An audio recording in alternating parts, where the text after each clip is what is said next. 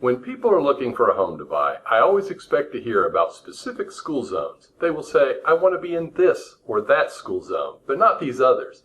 If they have a child that will attend school now or in the near future, I understand them doing the research to help determine which schools might be the best fit for their child. But what about people buying a home who do not have school-age children, or perhaps have children who will attend private schools? How can they use their knowledge of Leon County schools to help them make a smarter purchase? If you're buying a home with no need for a school, yet plan on including your opinion of the public schools in your decision, you should know that you're likely going to miss a great opportunity.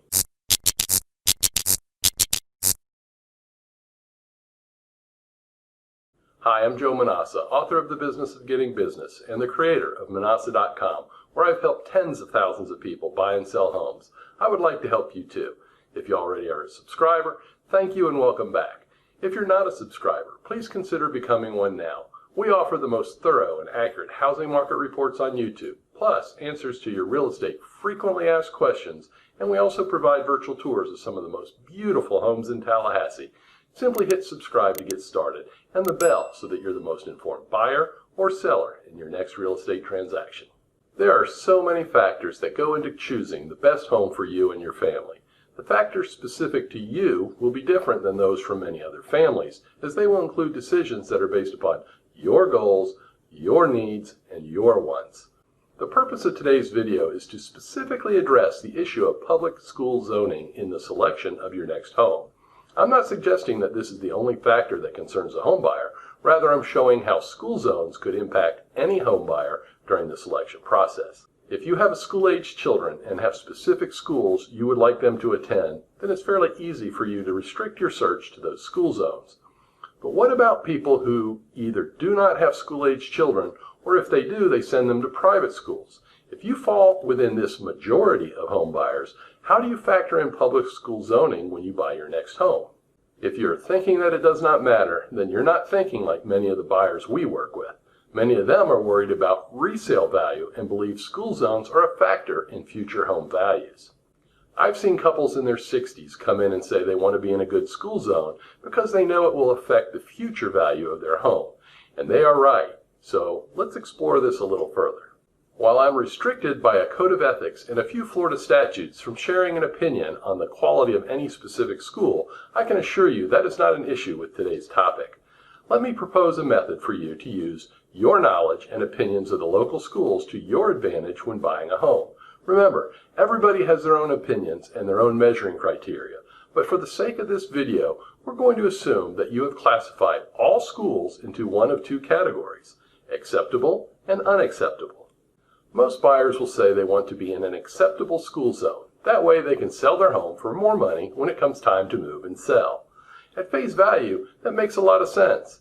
But when you sit back and ponder it, you realize that it's flawed logic. Assuming you are a typical homeowner that I deal with, you'll live in this home for about 7 years. The way I see it, there are 4 possible scenarios that you will face when selecting school zones during the home buying process.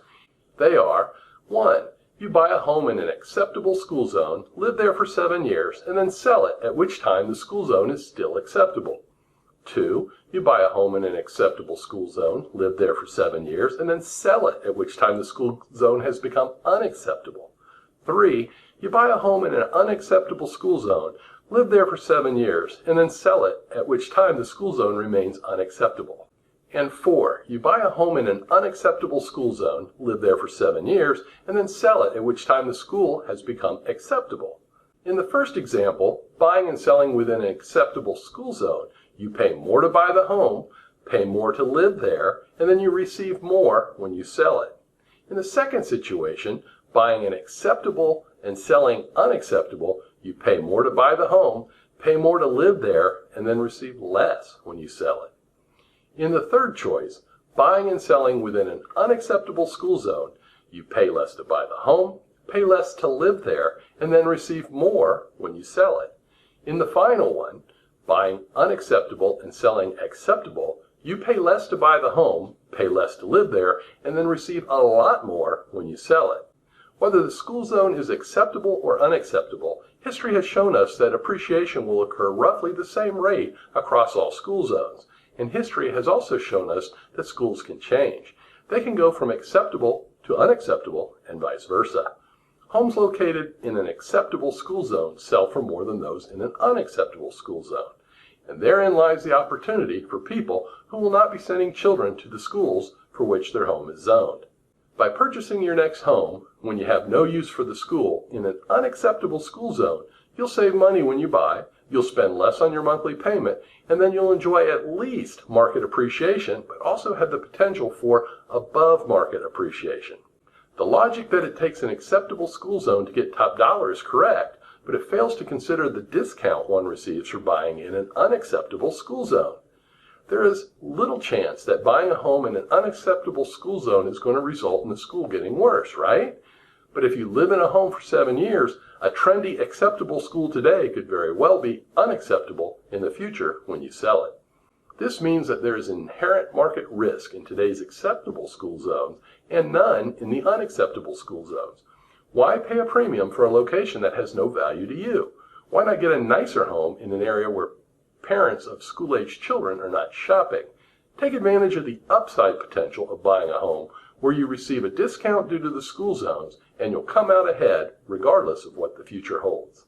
If you would like to see videos with more tips for home buyers, I have assembled a great playlist that you can view by clicking on the box on the top left corner of your screen. For a playlist of top tips for home sellers, just click on the box below it. Please remember to like this video and subscribe to our channel so that you never miss anything.